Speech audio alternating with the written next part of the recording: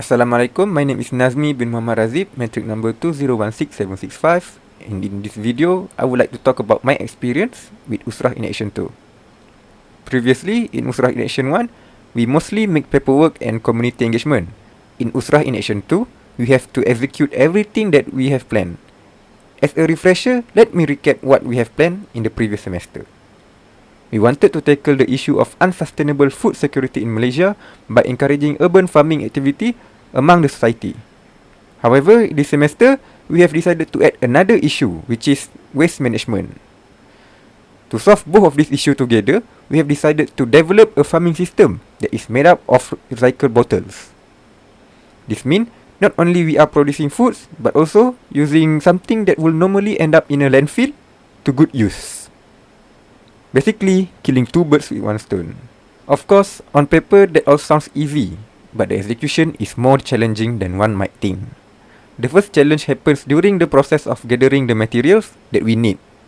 Initially, we have multiple farming systems in mind, which includes using bottle caps and drink boxes. Now, I admit, I am a lone wolf type. That means I like to do things on my own. The reason for this is, of course, I can do everything in my own way and at my own pace. Now going back to the problem. To contribute some of the materials, I have decided to make a campaign to collect used bottle in Mahallah Uthman for a week. Unfortunately, the biggest communication medium, which is the Telegram group, is inaccessible for me because only the group admin can send messages in the group. I then decided to spread the word as much as possible through my friends and acquaintances that reside in Mahallah Uthman, and set up a collection box at the cafe to collect as many bottles as possible. But even with those contingency plans, I know it will not be enough.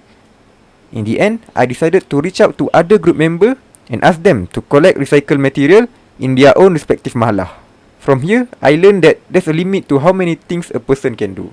And as a human, it is completely normal, and in fact, it is our nature to help each other to accomplish something. The second major hiccup that we face in this project is during the execution of the program.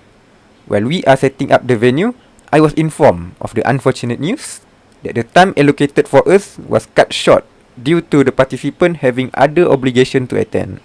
The Surau treasurer informed me that they can only participate in this program until 11:30 in the morning at most. Without wasting any time, I informed all the group members and instructors about the changes of plan as soon as I get the news.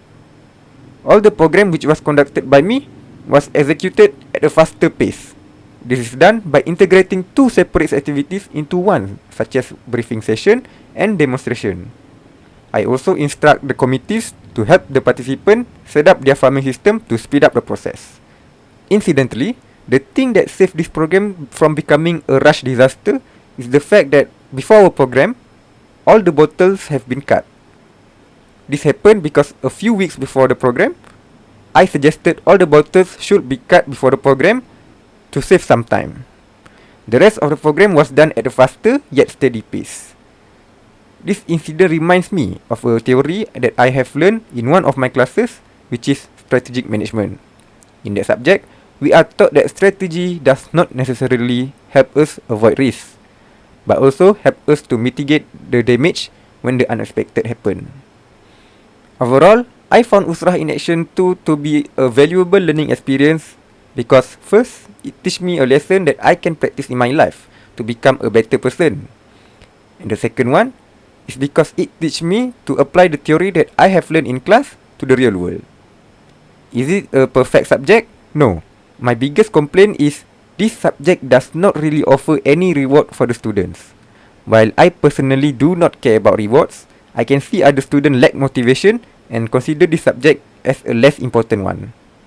This affects their work ethics, which will result in subpar outcomes during the execution of the program.